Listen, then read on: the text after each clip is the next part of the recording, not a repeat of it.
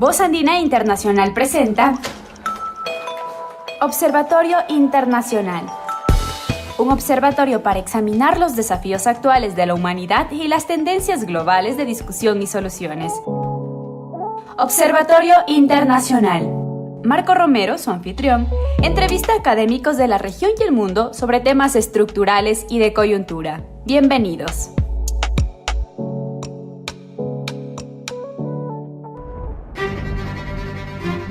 Buenas tardes, estimados oyentes y personas que miran este programa por YouTube. Bienvenidos a un nuevo programa de Observatorio Internacional.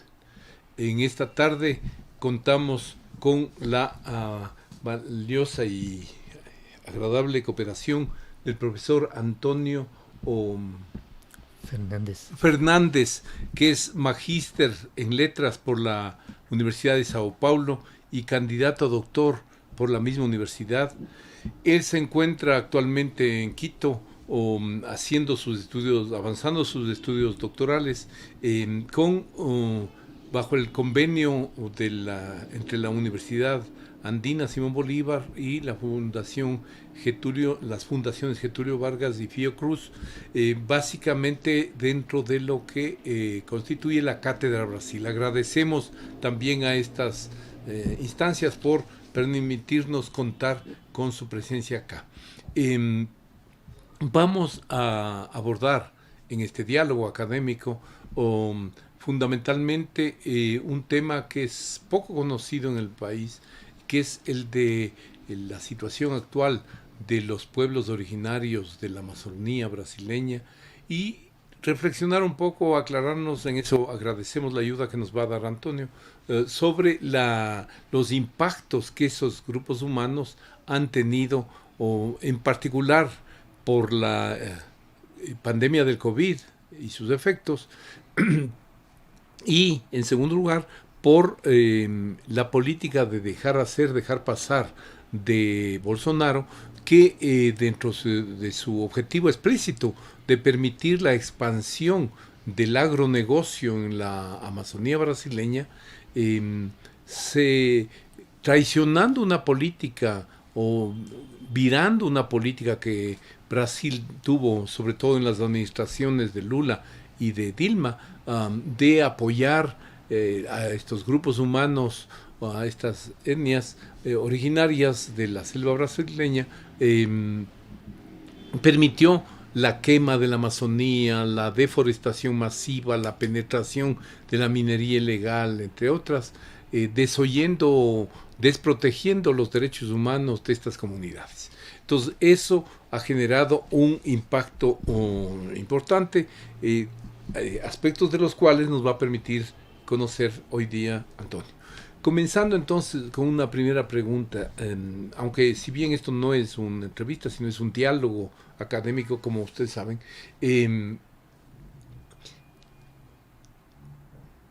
la CEPAL tiene un texto de comienzos de siglo, Globalización y Desarrollo, en el cual en su primer capítulo muestra cómo prácticamente la totalidad de los países latinoamericanos hemos adscrito, los gobiernos de los países latinoamericanos han adscrito al convenio 169 de las Naciones Unidas, defendiendo o incorporando los derechos de los pueblos indígenas a nuestras constituciones y por lo tanto a su cumplimiento.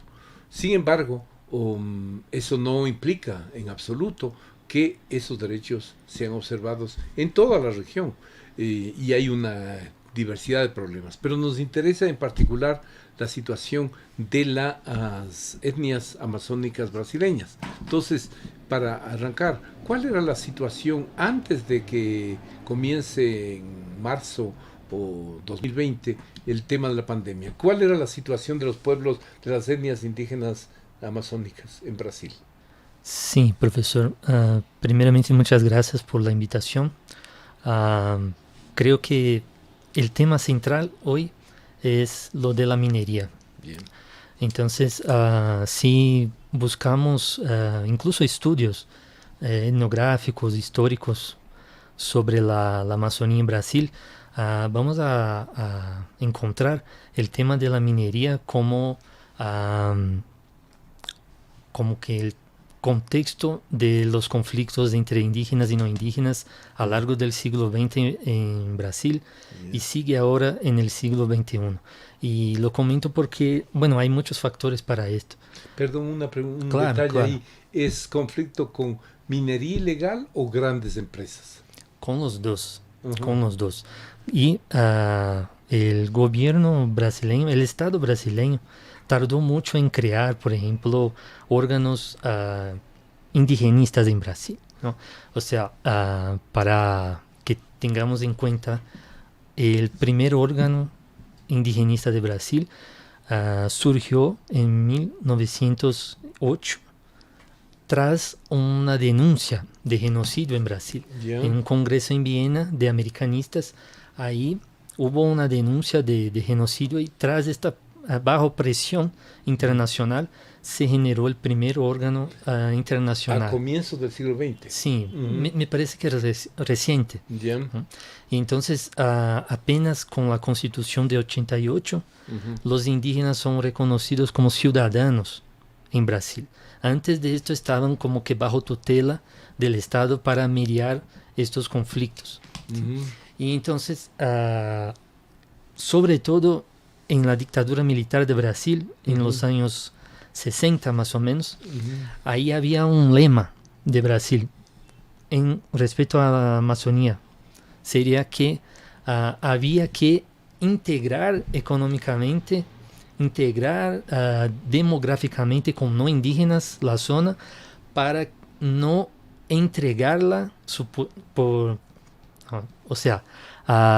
para no entregarla a los otros países. Ya. O sea, bajo una supuesta soberanía nacional. Entonces, hubo- dentro de eso se impulsaba el poblamiento con quien quiera que fuera. Sí, un poco porque sí. acá en los años 60 también hubo un presidente interino que quiso traer una cuota de más o menos 100,000 Sikhs de la India para que fueran a poblar la Amazonía. ¿Era una cosa parecida ahí en Brasil? Sí, sí. En fines del siglo XIX hubo mucha inmigración, ¿no? Ya.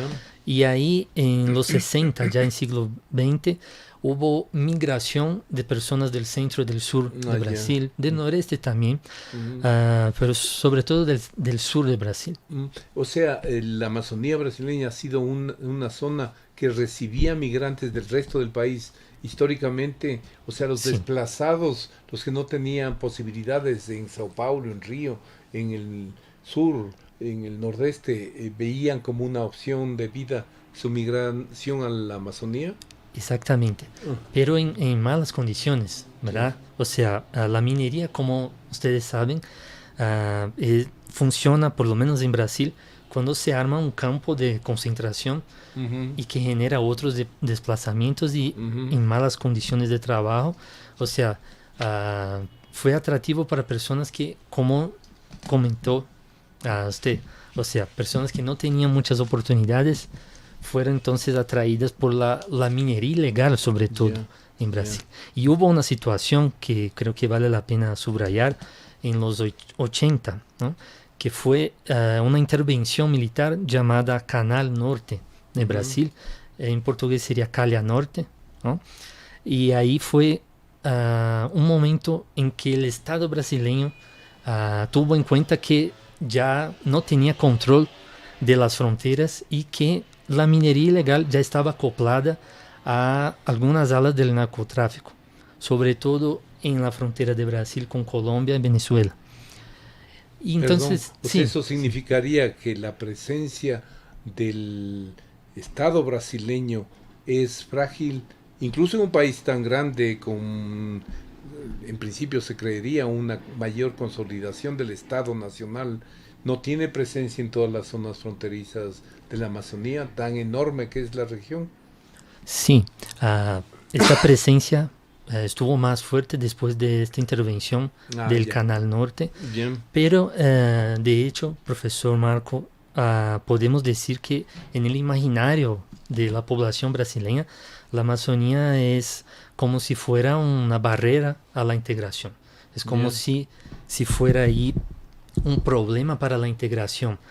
Y hay otras personas, yo creo que sería al revés. O sea, la gestión compartida, ¿no?, por todos los países sería un modo de integrarse también. Ya, pero todo una el pregunta continente. para precisar nomás. Esto del Canal Norte, ¿en qué periodo fue? ¿En qué año más o menos? Fue en la década de 1980. Ah, ya. Sí. Perdón, ahí se pensaba, se apostaba, no había voz a la incorporación agrícola de la agrícola o ganadera de la Amazonía. No había voces ambientalistas ya que llamaban la atención sobre la fragilidad del recurso tierra en esa región. Sí. Y gracias por preguntarlo, profesor. Sí, voces como por ejemplo Marina Silva ya tenían fuerza, Chico Méndez también, sobre todo para superar el paradigma cauchero de extractivismo del caucho en la Amazonía. Y sí, hubo esfuerzos ganaderos también, y la educación era sobre todo basada en los internados salesianos en estas zonas. ¿Sí? Pero muchas asociaciones indígenas empezaron a ser fundadas, ¿no? Como en este libro acá, ya es un balance de 25 años de gestión indígena de sus propios territorios ahí, bajo el marco del movimiento asociativista, que tiene que ver con esta crisis. Ahora una pregunta, ¿cómo se reparten las responsabilidades o las competencias entre el gobierno central? Porque Brasil tiene un gobierno federal, ¿no? Sí. El gobierno estadual y las autoridades locales, y cómo se articulan con estas representaciones que usted señala de los pueblos indígenas. ¿Cómo se da ese proceso? Porque es un proceso complejo y muy proclive a conflictos, ¿no? Sí, profesor. El gobierno federal es lo que tiene más peso. Los recursos. Sí, por los recursos, y los órganos indigenistas eran federales también. O sea, las ciudades a nivel municipal y de provincia también, que llamamos estados en Brasil, no tiene todavía mucho poder. Lo que ha pasado ahora, profesor, creo que es importante señalar, es que en este nuevo gobierno fue creado un Ministerio de los Pueblos Originarios. Esto es nuevo en Brasil. Es la primera vez que se genera un ministerio de los pueblos originarios, y se puede empezar a hablar ahora de una transición desde una política indigenista hacia los indígenas para una política indígena hecha por los indígenas. Pero ahí no existió un cierto paternalismo, un verticalismo del Estado y de las organizaciones presentes allí, organizaciones políticas, militares, empresarios, iglesia, lo que fuera. En el sector, ¿qué rol jugaron, por ejemplo, las iglesias evangélicas en este proceso? Sería muy interesante conocerlo. Sí. Sí, de hecho, profesor, la Iglesia Católica en comienzos del siglo XX tenía la hegemonía, ¿no? Obviamente, sobre todo con los internados salesianos. Y ahí en mediados de los años 40, 50, algunas misiones protestantes llegaron. Esta New Tribes Mission, creo que también estuvo por Ecuador, tal vez. Sí. Entonces ahí empezaron a traer otras metodologías, traducciones bíblicas, ¿no? Y ahí hubo conflictos, y creo que las asociaciones tienen un rol importante justamente para reconciliar las divisiones hechas por las iglesias. Este fue un tema importante en la Amazonía. O sea, la distinción si católico o protestante generó de hecho una división entre una misma etnia en Brasil, ¿no? Y es importante señalar también que en Brasil hay por lo menos 300 etnias distintas, y se hablan por lo menos 200 lenguas originarias. O sea, ya hay una diversidad grande que es difícil unificar pautas, ¿no? Manejar. Pero, ¿y cómo, de qué porcentaje de población, de la población total de Brasil estamos hablando? Sí, esto es importante. Estamos hablando de como 2% de la población Ya, es decir, autodeclarada. unos 5 millones de habitantes, más o Sí, menos. sí. Ajá. Sí, sería una población autodeclarada indígena, ¿no? Ya. Esto sería como al revés de muchos países vecinos a Brasil, ¿no? Ujú. Que tienen una gran parte de la población declarada indígena, ¿no? Ya. Ahora, y bajo la dictadura militar, esta norma del Canal Norte, etcétera, se impulsó una urbanización o un crecimiento urbano en diversas regiones de la Amazonía brasileña. Sí, sí, se urbanizó. Tenemos ahí por lo menos dos ciudades que son metrópolis Ya. en la zona amazónica en Brasil. Tenemos Belém, Ya. que está en el estado de Pará, Ya. en donde Lula quiere llevar la próxima COP 30. Ya. Este es un intento de este nuevo gobierno.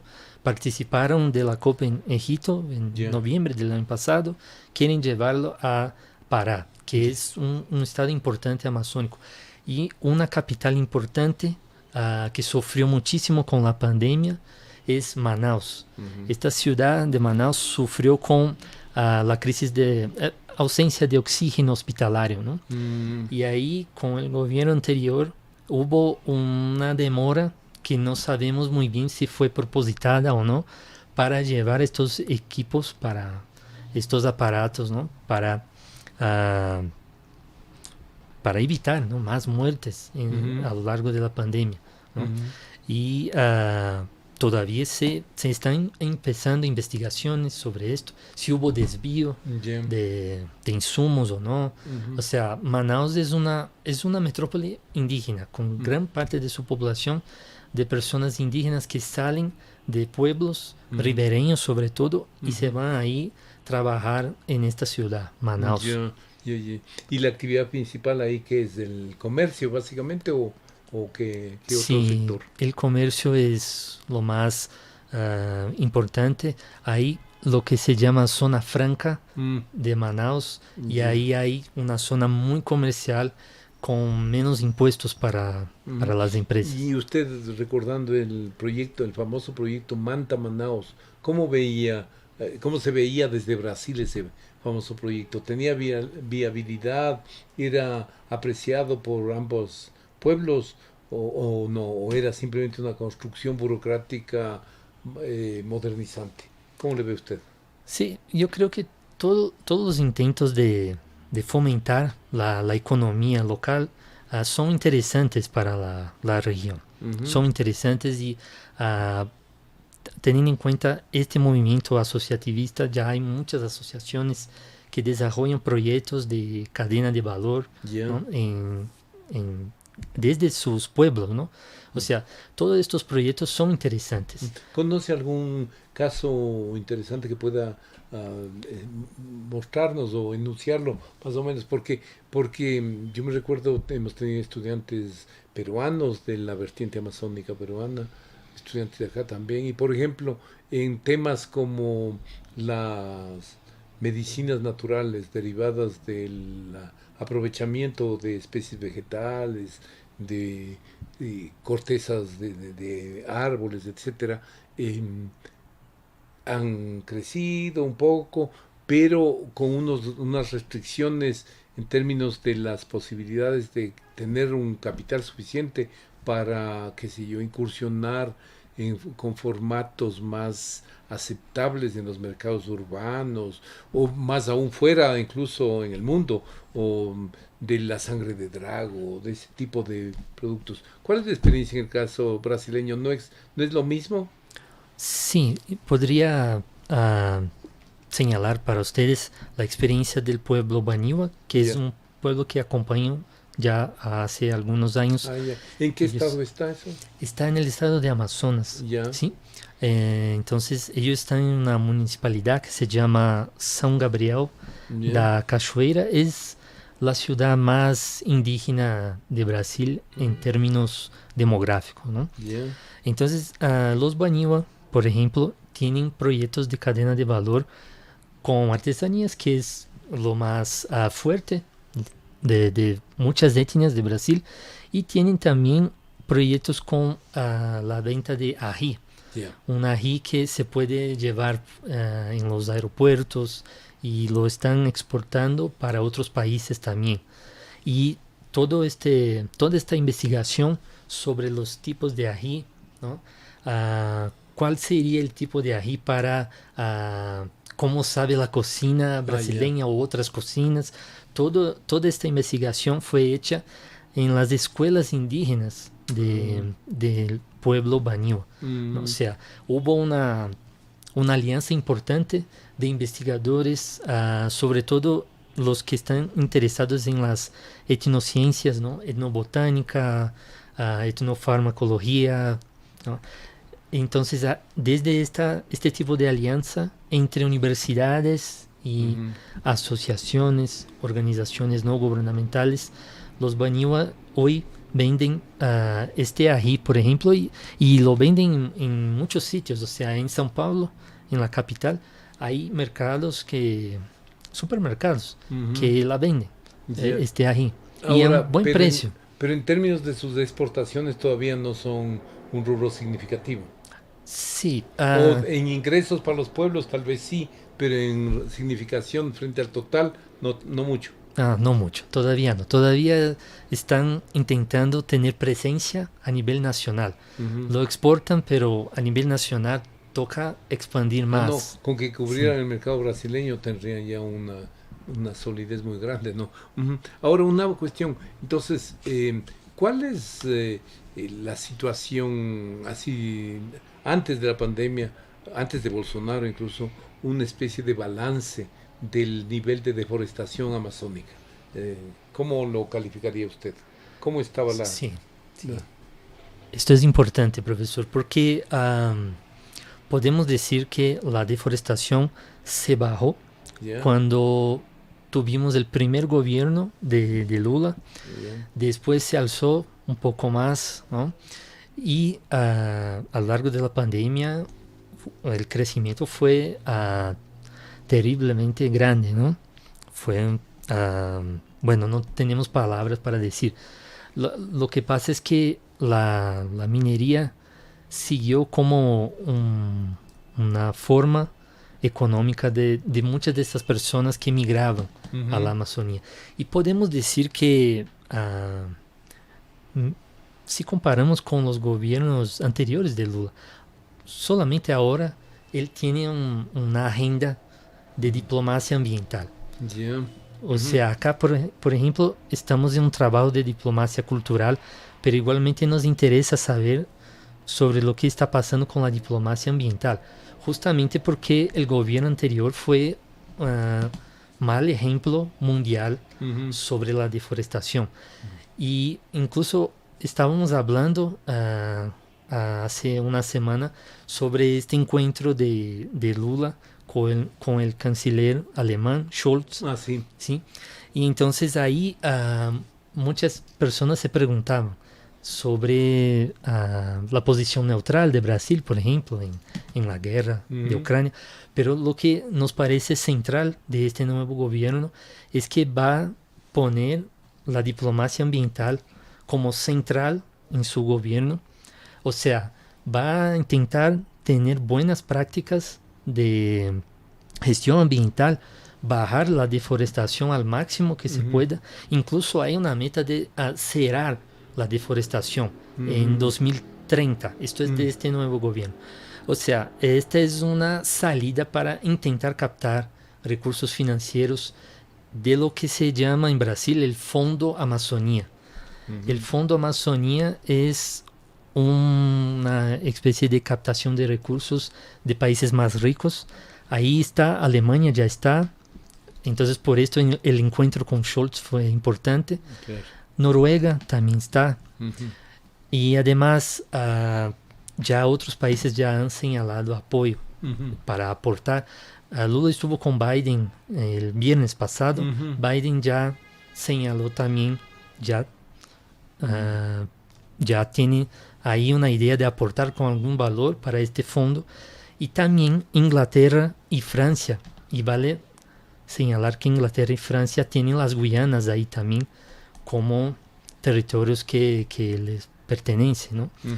Entonces, es la primera vez que un gobierno pone la diplomacia ambiental como central Ujú. en su gobierno. Ujú. Ahora, dos o tres inquietudes allí. La primera, lo que usted señala, o sea, de esta apuesta o de que la dinámica productiva más importante en la Amazonía ha tendido a irse hacia lo de la minería y básicamente minería ilegal. Eso significa entonces que los desafíos que hace unas décadas planteaba el agronegocio ya no son tan grandes. Sí, me parece que este gobierno tendrá muchísimas pruebas sobre esta apuesta, ¿no? Oh. Entonces, bueno, lo que podemos decir de la minería es que si tenemos en cuenta los pueblos originarios, lo que pasa es el siguiente. Muchas personas piensan que hay muchas etnias aisladas en Ujú. Brasil, pero lo que pasa es que es la minería ilegal que proporciona el efectivo aislamiento. Ya. Comento con ustedes esto porque la actual crisis de malnutrición de los Yanomami tiene que ver incluso con esto, o sea, cuando se arma el campo minero Ujú. en la zona Yanomami, por ejemplo, los mineros amenazan estos Yanomami y ya no pueden sembrar, ya no pueden cosechar, ya no pueden pescar, Ujú. se contaminan los ríos, ¿no? Ujú. Entonces esto ha generado la malnutrición, sobre todo de los niños. Entonces el gobierno anterior ya sabía que había una crisis, pero hubo una demora, tal vez propositada, en atender, en asistir a estas poblaciones. Ujú. No, Sí. ahí entra usted en un tema que a mí me parece que es necesario o que le rogaría nos ayude a entender. O sea, al igual que en Ecuador, Perú, Bolivia, las poblaciones que están en la vertiente amazónica son poblaciones aisladas, marginadas, lejos de cualquier intervención importante del Estado, o lo cual da en consecuencia también niveles de vida bastante bajos porque no tienen acceso a salud, muy poca educación, servicios sanitarios, etcétera. Pero ya entrando en la fase del COVID, o sea, esa situación por supuesto los coloca en vulnerabilidad alta, elevada, pero en principio se entendía que al estar aislados, al estar insertados en la Amazonía, en esa región inmensa, iban a estar un poco al margen de los impactos del COVID. ¿Qué pasó? ¿Por qué canales se transmitió la pandemia hacia esas regiones? Sí, está excelente pregunta, profesor, porque justamente son los no indígenas que, apoyados por el gobierno anterior, con la minería sobre todo, no solamente con la minería, pero sobre todo con minería ilegal. Pero también está tala ilegal, tráfico de Sí, drogas, etcétera. sí, sí. Tra- Y tráfico de ahí, personas. sí, sí. Y ahí se transmite la COVID, sobre todo entre indígenas y no indígenas. Ujú. Sí. Incluso, profesor, creo que es importante hablar sobre esto, que las universidades tuvieron una participación importante en comunicar también a los pueblos originarios qué estaba pasando. Yeah. ¿Por qué ya no se podría bajar del río y llegar a la ciudad? ¿Qué era la cuarentena, Claro. por ejemplo? Entonces, las universidades tuvieron participación en comunicar esto. Yo participé de algunas iniciativas, incluso con radios comunitarias, ¿no? Entonces, esto fue muy importante, o sea, traducir a lenguas originarias Yeah. recomendaciones sobre qué era la COVID-19, qué era la cuarentena, por qué sería mejor quedarse ahí en su pueblo por algunos meses por lo menos, ¿no? Entonces estos trabajos con radios comunitarias funcionaron muy bien. para que ellos se mantuvieran ahí Ujú, en sus territorios. ujú, ¿Sí? Y ahí también las universidades, nosotros, profesores, yo estuve trabajando en universidades amazónicas antes de venir acá. ya, ya. Y nosotros entonces nos preguntábamos, ¿qué era más importante en esta crisis brutal?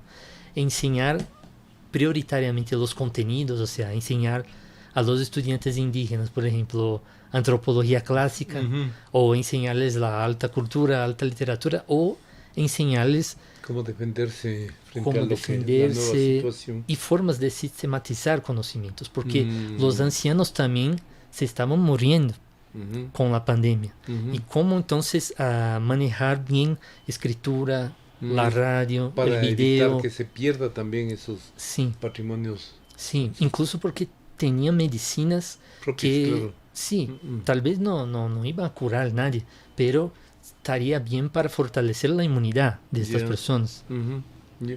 Ahora, en términos entonces de los impactos de la pandemia del COVID-19, la tasa de contagio y las tasas de mortalidad son superiores a las tasas que se registraron, por ejemplo, en Manaos o en Río o en Sao Paulo. Sí, sobre todo en el primer año Ya. de la pandemia, tuvimos mucho tiempo sin la vacuna, ¿no? Ujú, Llevamos un año y medio, ¿no?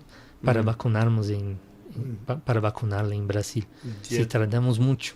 Entonces, en el primer año, 2020, sí, las tasas de muertes de los indígenas fueron superiores. Sí, Mm, sí, ahora, en lo que usted señalaba, ya pasando un poco a las propuestas, primero veamos lo de Bolsonaro. ¿Cuáles fueron los diversos impactos de sus políticas o de la ausencia de políticas frente a esa región y a la población de esa región? ¿Qué podría decirnos allí? O sea, en términos bueno, deforestación, de quema de selva, de acorralamiento de los pueblos indígenas, de no observancia. Esos procesos me gustaría que nos cuente a sí, la audiencia. sí, sí, profesor. Por ejemplo, este Fondo Amazonía que Ujú. les comenté, lo que hizo Bolsonaro fue bloquear este fondo. Ya. O sea, los países iban a seguir aportando y este aporte financiero es importantísimo para el desarrollo de muchísimos proyectos Ujú, socioambientales que coordinan los pueblos originarios de Amazonía. ujú. Entonces, lo primero que hizo el gobierno anterior fue bloquear Ya. estos recursos financieros, ¿no? Y ahí entonces muchos de estos proyectos de, de la RI que comenté, por ejemplo, ¿no? Proyectos con educación porque todavía hay que construir escuelas. Ujú, Todo esto se paralizó. ya. Si bien se paralizó todo esto, los pueblos originarios tuvieron ahí también un fuerte argumento para reclamar las antenas de internet, que Ya. no fueron así como que ofrecidas por el gobierno Ujú, Bolsonaro, pero cuando la legislación nacional está floja, ujú. toca irse a nivel internacional. Ya. Entonces tuvieron ahí aportes a nivel internacional, sobre todo de algunas organizaciones no gubernamentales, como la Cultural Survival, por ejemplo, Ya. tuvo apoyo importante, Niatero también, Mm, y una ONG que hizo estas articulaciones fue nacional, fue el Instituto Socioambiental. ¿Sí? ya. O sea, entonces, pese que paralizaron muchos proyectos, lograron con la crisis reclamar una demanda antigua que es por comunicación en línea en Mm, estas zonas. Se amplió un poco la oferta de Internet en la ya. Amazonía. Ahora, en términos aproximados, en porcentaje, los recursos que se destinan para asistir, ayudar a los pueblos amazónicos y sus necesidades en diversos campos, ¿son predominantemente domésticos o dependen de la cooperación internacional? Sí, le diría que depende de la cooperación internacional. ¿Aún durante los gobiernos de Lula? Sí, sí. Mm, Ta- También creo que por la extensión que es muy grande, Enorme. son muchas etnias con necesidades distintas, ¿no? Y también por cuenta del gobierno anterior, ¿no? Que volvió Brasil como una especie de paria internacional. Entonces sí se bloquearon y se bajaron estos recursos internacionales. Y sí, este es un problema que Brasil tiene, depende muchísimo de aporte financiero internacional para la Amazonía. Estoy de acuerdo. Ahora, con la guerra de Ucrania y las sanciones y las elevaciones de los precios del petróleo y del gas, con variaciones, digamos, porque no es un movimiento en una sola dirección, y las disputas hegemónicas y geopolíticas que se están dando allí, que en algunos casos significa un retroceso a la valorización, al uso del carbón, de la energía atómica, etcétera. ¿Cómo ve usted eso? ¿Cómo está impactando, en particular en el caso del Brasil y de la Amazonía brasileña, en tres niveles? O sea, Brasil fue un pionero a mediados, digamos, en los 70s, cuando se da el rápido aumento de los precios del petróleo, le apuesta a la generación de biodiesel, etcétera, porque era el material abundante con el que contaba. Pero eso ha cambiado en los últimos 50 años y, o sea, en definitiva, ¿cuál es el impacto neto de esto sobre el tema energías alternativas, visto un poco desde el caso brasileño? O sea, es que la poderosa explotación petrolera que logró Brasil en el presal, en el océano, o en qué medida está conspirando contra el uso de fuentes energéticas más sostenibles, en particular en Brasil, y en qué medida esos mismos procesos en Europa fortalecen o debilitan las posiciones ambientalistas o hacia energías limpias en Alemania, en Francia, en Noruega, en Inglaterra, en Francia, como usted nos decía, los países más inquietos, más preocupados por proteger la Amazonía. Sí, profesor. Yo creo que la pandemia tuvo un impacto positivo, que fue un acercamiento de este que llamamos el advocacy, ¿no? El activismo global, que está más ubicado en las metrópolis, en lo urbano, ¿no? Sobre los cambios climáticos, por ejemplo. Un acercamiento de este advocacy y los trabajos comunitarios de los pueblos originarios. O sea, estos dos tipos de activismo, uno más local y otro más global, me parece que se acercaron más con la pandemia. Sí. Ahora, lo que usted comentó sobre las empresas de Brasil. Petrobras es pionera en este tema del ESG en Brasil, de la gobernanza, de las buenas prácticas ambientales. O sea, ha empezado a tratar del tema. Es importante porque es una empresa que lleva mucho tiempo, ¿no? Sobre todo trabajando. Entonces, me parece que es interesante que grandes empresas mixtas o estatales ya empiecen con una agenda de gobernanza ambiental. Esto es un tema que está muy de moda ahora, en este año sobre todo. Pero sobre todo con los militares en los 60, tenemos todavía estas huellas, ¿no? Tenemos, por ejemplo, la vocación a las centrales hidroeléctricas en Brasil.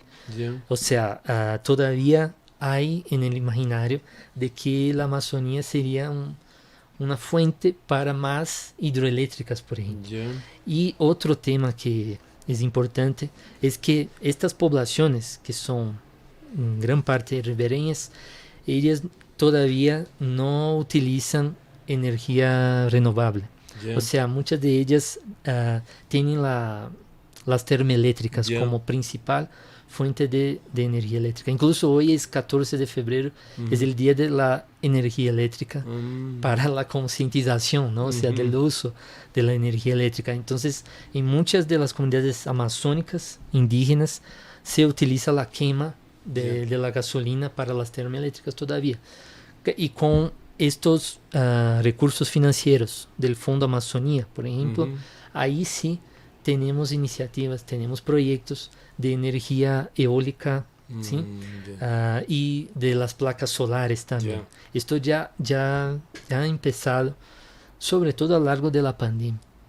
Sí. Ahora, usted apuntaba a que Lula quisiera en estas alianzas con este Fondo Amazonía, con los aportantes de ese Fondo Amazonía, consolidar la perspectiva más ambientalista, más contraria a la deforestación y a todos los efectos nocivos.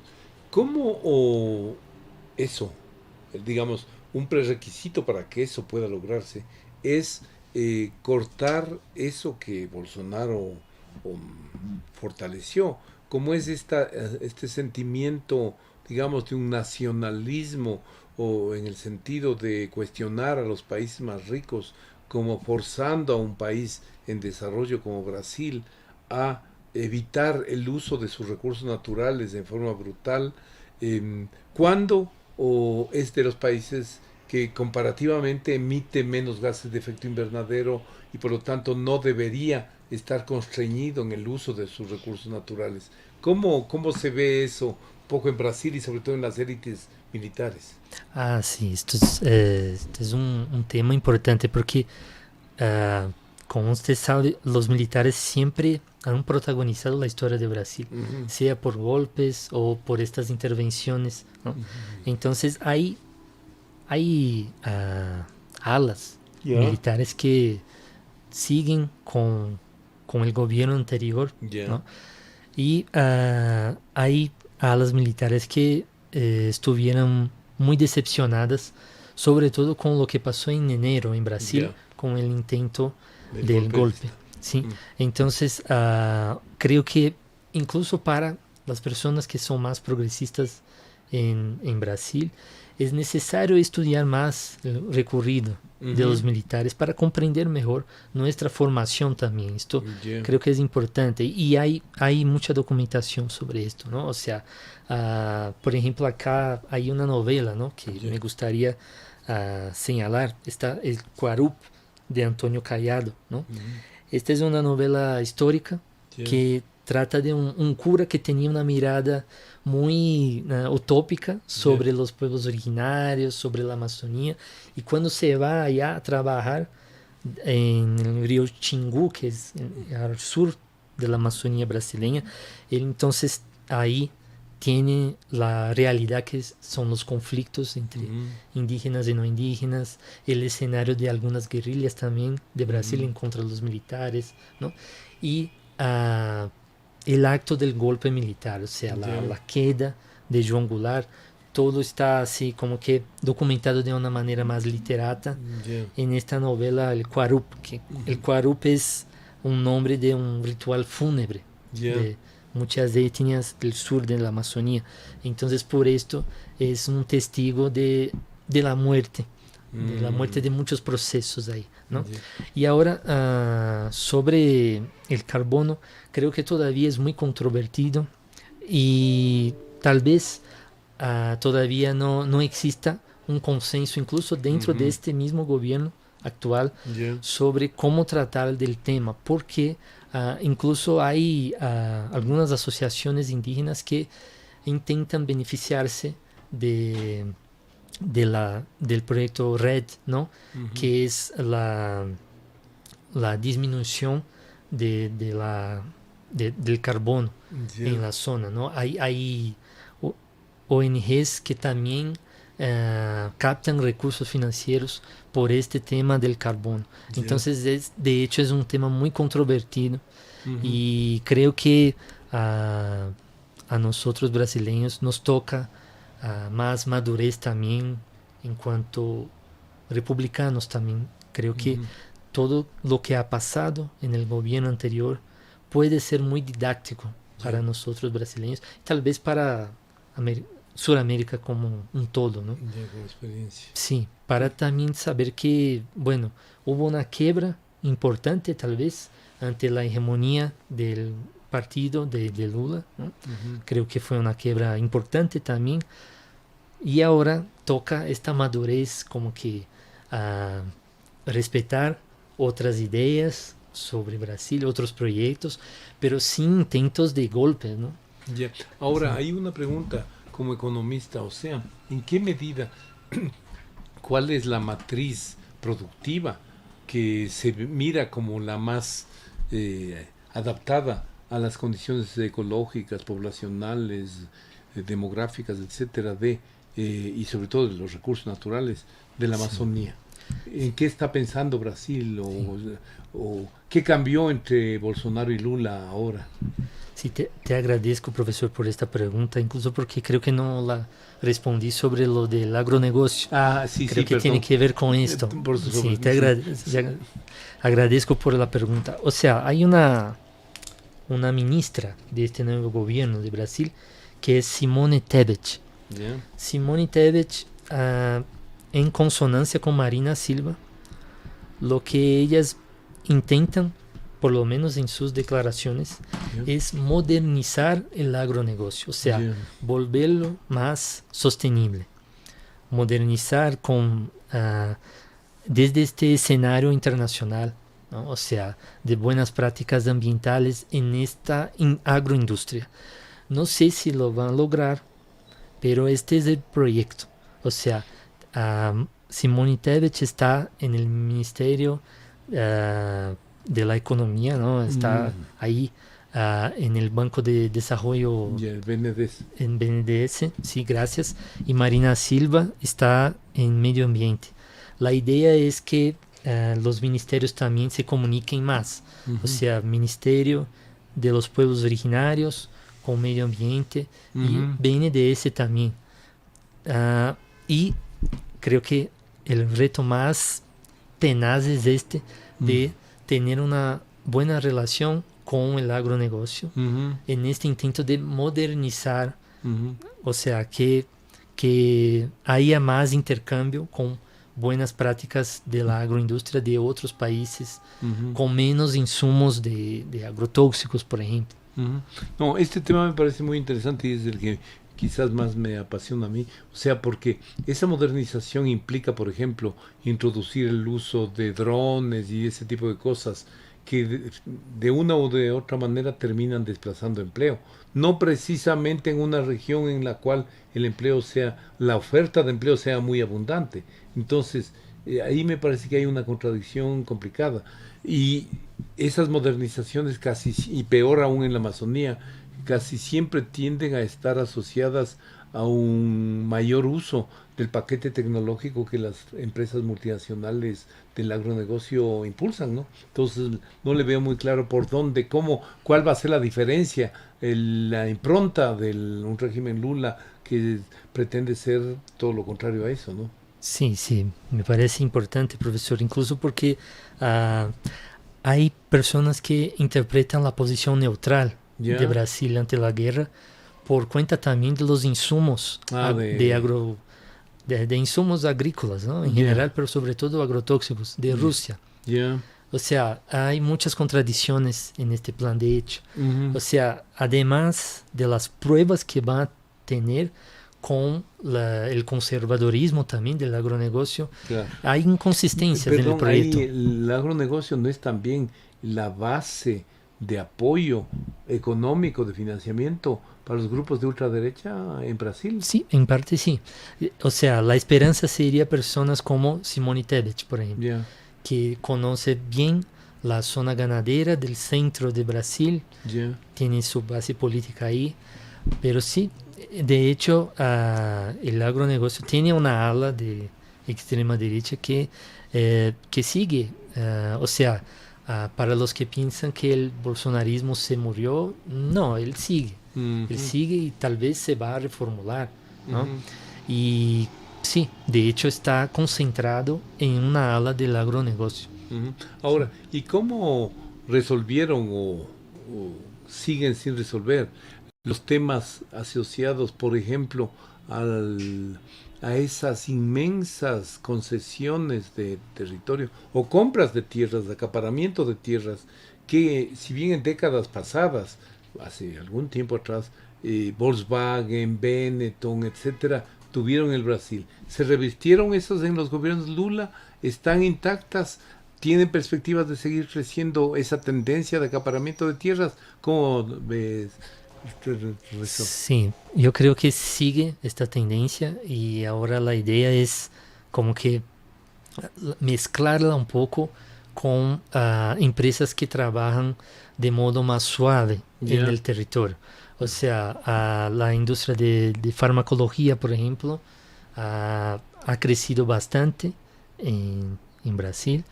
Hay una empresa que se llama Natura y ella como que está ahí como que dividida en este tema de las concesiones. O sea, creo que sigue esta tendencia de las grandes empresas internacionales con concesiones y ahora un poco de espacio para empresas que manejan de modo más suave la transformación. Es menos brutal, Sí. entonces menos rápido.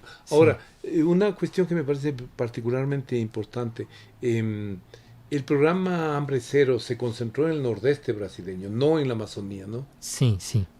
Pero había derivas, beneficios también para los sectores poblacionales de la Amazonía brasileña. Sí, sí. Incluso esto es importante, profesor, porque el tema del hambre estaba en el primer gobierno de Lula sin el tema del medio ambiente. Ya. Y ahora también con la agenda de la ONU para 2030, el combate al hambre, o sea, cero hambre, es parte de los 17 objetivos al desarrollo sostenible, ¿no?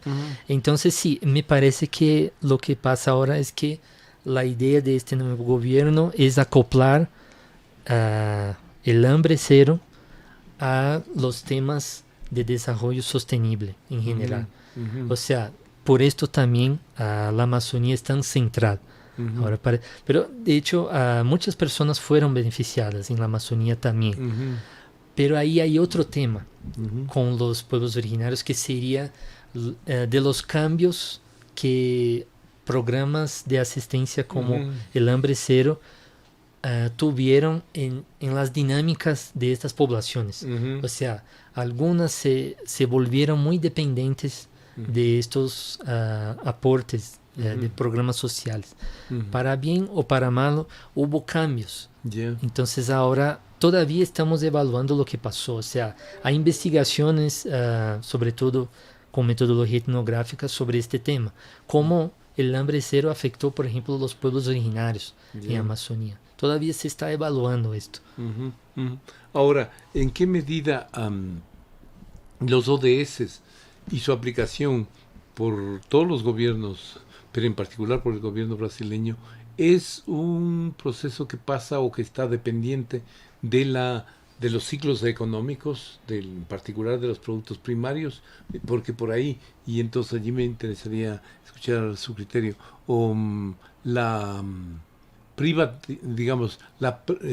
reprimarización de Brasil es un hecho, o cómo, digamos, eso topa sobre todo, digamos, los efectos de esa reprimarización deben ser, intuyo, que deben ser más graves en zonas que eran grandes polos industriales como Sao Paulo, Río, esa región del sur más bien, que en la Amazonía. Entonces, ¿cómo es la dinámica de estos procesos? Sí, profesor, tal vez haya primarización. Lo que siento es que hay muchas empresas privadas que se han acercado de pueblos originarios con este marco de las ODS ahora. Entonces, creo que en el tercer sector económico hay acercamientos interesantes en este marco de las ODS. Entonces, por ejemplo, acá tengo un ejemplo que son platos biodegradables, ¿no? Hechos de hoja de plátano por esta organización, Ibirá. Entonces, es una empresa privada de no indígenas que se han acercado de los indígenas, sobre todo en este marco de las ODS, para hacer intercambios sobre el extractivismo vegetal, ¿no? Y intentar producir alternativas a lo desechable, porque este es otro tema. Creo que por supuesto, para los servicios, creo que hay algunas tendencias con las ODS para el sector de servicios. Y también en la Amazonía misma, las poblaciones empezaron a consumir mucho plástico también, por cuenta de estas de la distancia, ¿no? Física necesaria. Entonces, muchos mucho empaquetamiento de mercancías, ¿no? Entonces ahí hubo un nuevo problema que es la dicha basura, ¿no? Estas zonas verdes. Claro, y el tratamiento de desechos sólidos en toda la región. Pero ¿y qué tan extendido es, qué tan consolidado es el uso, por ejemplo, de estos productos? ¿Todavía debe ser marginal frente al uso de los plásticos? Sí. ¿O está concentrado en determinadas regiones nada más? ¿No cubre el conjunto del país incluso? Sí, exacto. Todavía está a nivel de innovación. Está a nivel de interesante, de innovación. Y esto podría encontrar un nicho en los mercados internacionales en los cuales se tiende a valorar cada vez más estos productos ambientalmente sostenibles, ¿no? Sí, sí. Incluso con esta conquista que había mencionado de más internet en estas zonas amazónicas, incluso ofrecemos cursos en línea sobre este marco de las ODS, sobre todo para las asociaciones indígenas, porque a ellos les interesa trabajar con este tipo de productos, sobre todo con gestión de residuos, como mencionó usted. Ahora, pero ¿en qué medida la apuesta por esos proyectos, por esa línea de política pública, por ese tratamiento de los temas, tanto de los grupos originarios como de la economía, los sectores, es dependiente de gobiernos abiertos, progresistas, sensibles a ese tema y por lo tanto vulnerable a los cambios, a los ciclos políticos? Sí, sí, me parece que de hecho es muy vulnerable y toda esta apuesta de este nuevo gobierno en la diplomacia ambiental también no es muy conocida por parte de la población en general, porque también nos toca recordar de todo el tema de las fake news también a lo largo de la pandemia.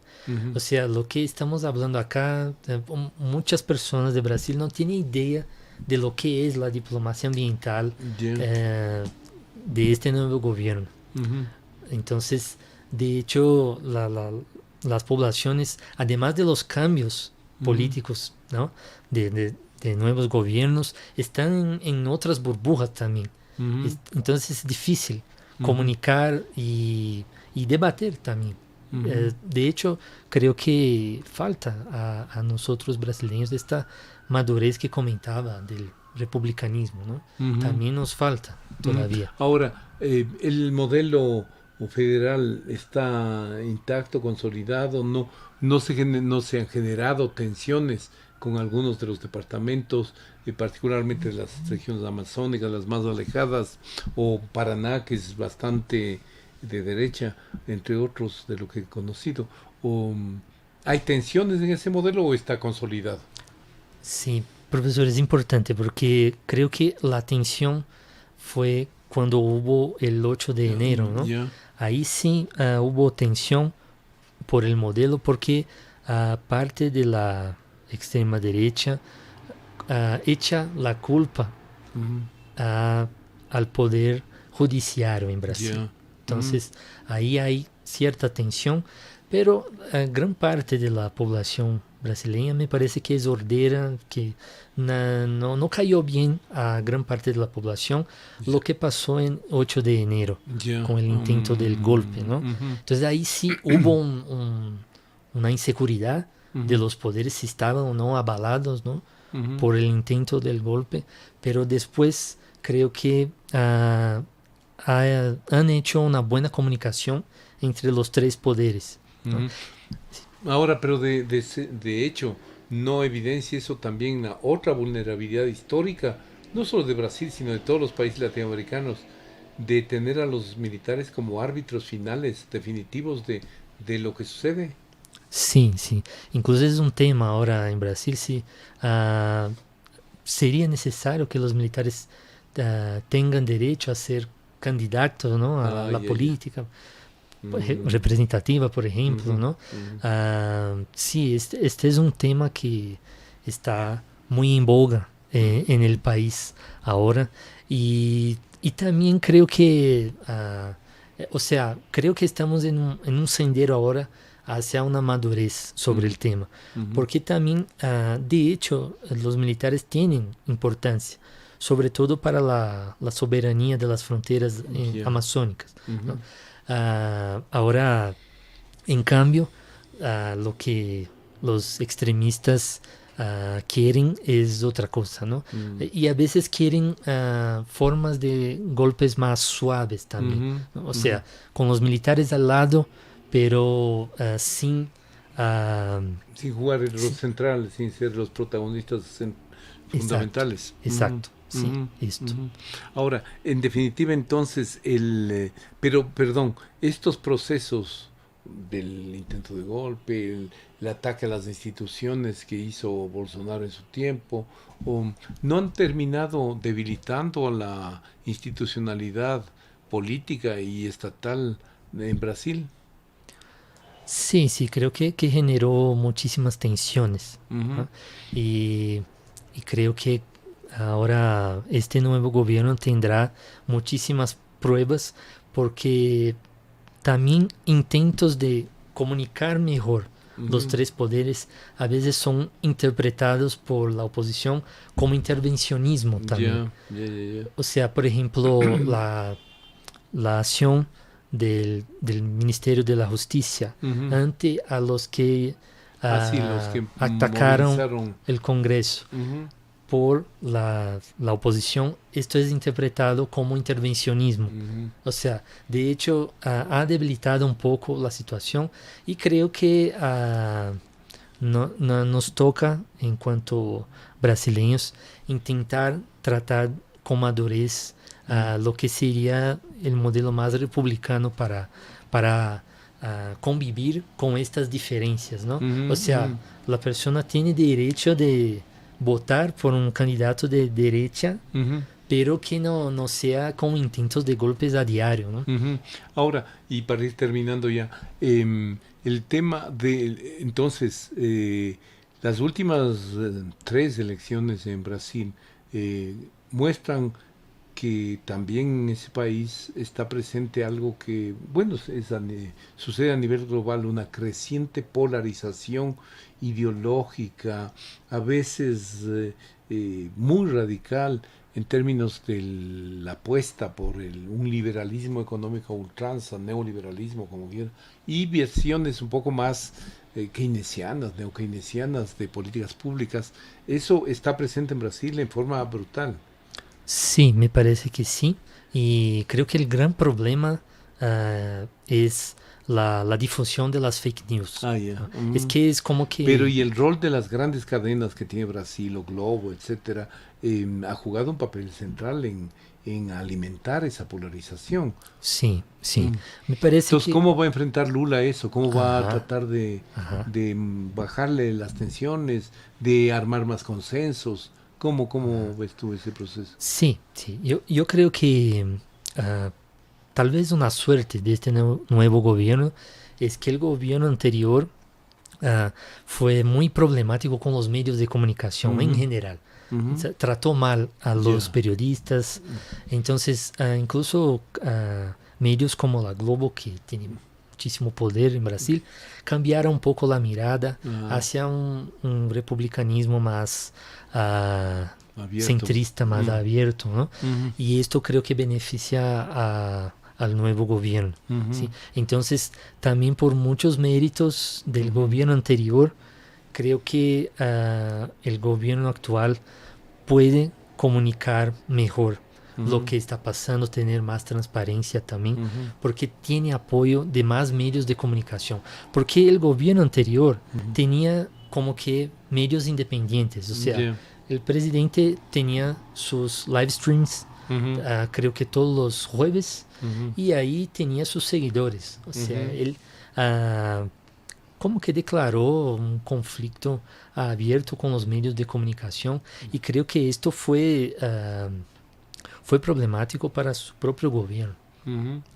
Ahora, dos preguntas para terminar. La primera de carácter doméstico. Al igual que el resto de América Latina, también nuestros ciclos políticos están asociados indisolublemente a los ciclos económicos, que muchas veces escapan a nuestro alcance por la evolución de los precios de los commodities que exportamos, etcétera. En el caso de Brasil, esto sigue siendo así. Organizaciones, instituciones estatales que tenían un papel central, que impulsaron en los 60, 70, 80 el industrialismo brasileño, Embraer, etcétera, como el BNDES, que tiene un potencial importante, que también fue, digamos, Lula intentó complementar con financiamiento de recursos para pymes, pequeñas y medianas empresas, pequeños emprendimientos agrarios, dependen del financiamiento, de los recursos con que cuenta el Estado brasileño. ¿Cómo ves tú eso? Porque eso depende del precio del petróleo, del precio del jugo de naranja, del precio del pollo, o de la carne de pollo, del frango, o que Brasil exporta.